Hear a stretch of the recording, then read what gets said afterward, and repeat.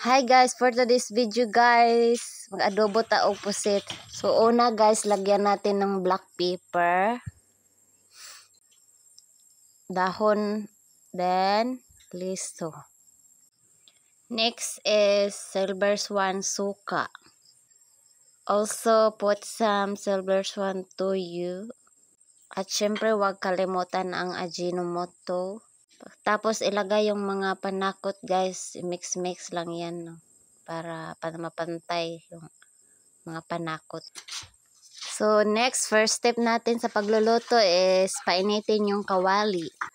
Next is lagyan ng mantika yung mainit na kawali.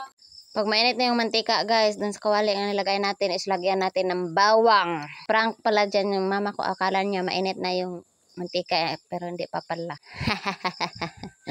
Tapos yan na po, mainit na yung bawang. Next is onion. So, yung dalawa na yan, hindi talaga yan pwede maghiwalay. Then, ilagay na natin yung templado na puset, guys. Then, haluin lang po natin ito, no? Pagtapos natin haluin, ay takpan na natin. Then, syempre, hugasan natin yung ating takip.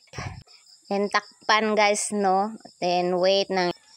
Then, ayan. Diyan muna yan sa apoy. Wait ilang minutes, then takpan. Tapos syempre lagyan muna natin ng sugar guys.